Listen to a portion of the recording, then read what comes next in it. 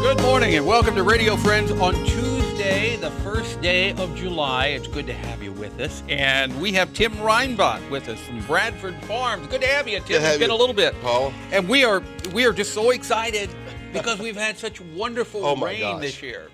The growing conditions have been perfect for the gardens, haven't they? It has. You know, we had that May that was nice, that we got everything planted on time, and then right when we got it planted, here came the rains.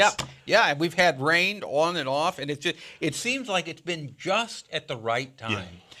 But what you were telling me is it's important, and we're all happy about the rain, but we got to watch out for diseases. That's fungus. correct. That's correct. You know, we're in an El Nino pattern, which means that we're going to have a nice, moist summer. I hope so.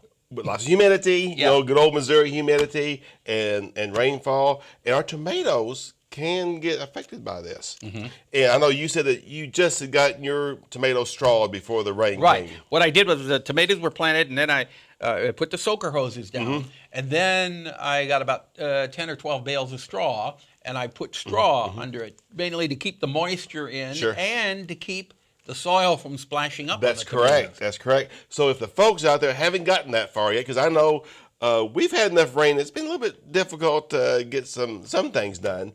Go ahead, and if you've got them staked up already, make sure you mulch with the straw around it to keep, as you said, that soil from splashing those leaves. Yeah. Now, if a fungus starts on the tomato, most of the time it starts at the bottom. That's correct.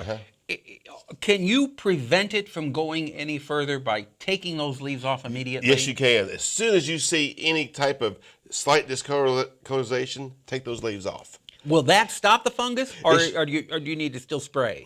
Well, I would do that as my first line of defense, is take those leaves and see what happens. Okay. Because hopefully you got early enough and that's it. Mm-hmm. But if not, there are some nice garden fungicides that you can use. But when you spray, make sure you spray under the leaf. Yeah. And you know, last year, Tim, I didn't use any fungicide at all. I was brewing compost tea. Yeah.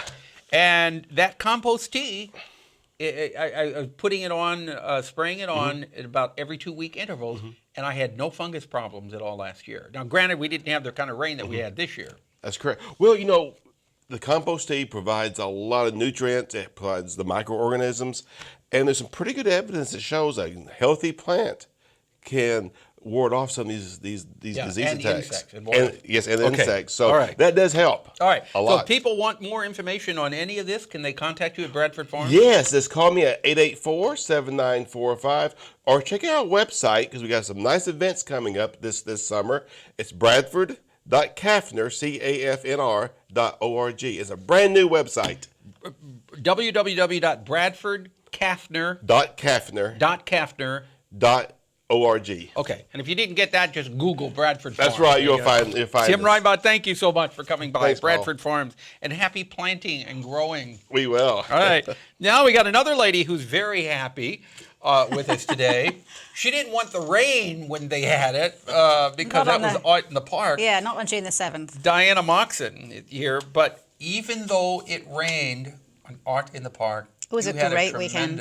Response. We did, and even in the rain, people came out to shop for art, and they were serious buyers. They were there to buy art. There was no messing around, so it was great. The vendors were so amazed at our community. They kept saying to me, I can't believe Columbia, nowhere else would this happen, that everybody would come out in the rain to buy art. So that's it was because phenomenal. Columbia and Central Missouri, not just Columbia, but Central Missouri, that's true. It's a very special place. It is. It's a special place to live. That's why we're here.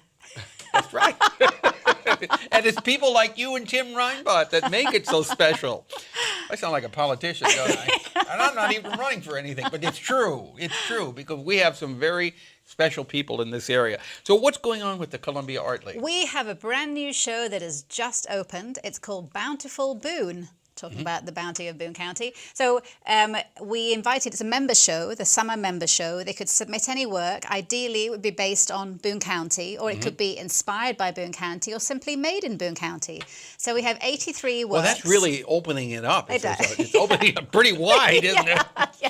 We like to leave things wide open. Right, so somebody can bake a pie. It was made in Boone County and enter it in the show. But nobody did. Okay. So it's up on the walls. We did the reception just this Saturday, so it's brand new. And it's up through August. And there's lots of lovely landscapes, very strong landscapes, unusual views of Boone County. There are other works beside landscapes, but it's a very buyable show. There's a lot of lovely works in it and some very good prices. So I think it'll do well. So people can come down, and it's called what? Bountiful Boone. Bountiful Boone, and this show will be up until August. Until middle of August, yes. And it has everything to do with Boone County. Theoretically, Yeah. yes. In the majority of cases, yes. And everything that's up is for sale. Everything has to be for sale these days at the Art League. So if you fall in love with an artwork, you get to take it home with you, as long as you pay some money. Yeah, first, right. You don't just you don't just take it off the wall. I'll have that Dale. one. What else have you got going on besides Well, Bountiful Boone? we have lots of classes going on. So we're in the middle of our summer camp program for children. So we have classes for 5 to 9-year-olds and classes of 10 to 13-year-olds that alternate through the summer. So those are ongoing. You can go to the website and sign up still for those. I don't think anything is sold out, so you can still sign up for all of those. And So those how long go. are these classes? How? They're from 9 till 3, Monday to Friday. Yeah. So every day. Every day, yeah, except this week, because this week has got July the 4th in it. But apart from that, every week has 5 days of classes Okay. in So it. this week there won't be a class on Friday. Correct. So, and how long did the classes run? How many weeks? Until it's 9 weeks in total, but we're already into week 3, so it'll be until August the 16th or 15th, around then. So people school can goes still back. be a part of it, Oh, even yeah. though you've started? Oh yeah, because you sign up for a week at a time.